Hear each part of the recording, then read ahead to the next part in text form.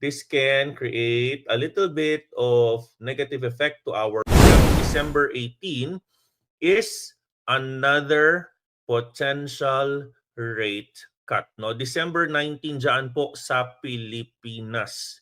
No, there is actually an 87% market bias na meron po tayong mababawas na 25 basis points, which is obviously just within expectations, no? Dahil inaantay naman talaga ng market ang quantitative easing, market reduction on interest rates. Therefore, this can create a little bit of negative effect to our US dollar strength or DXY. Therefore, Bitcoin can potentially rally.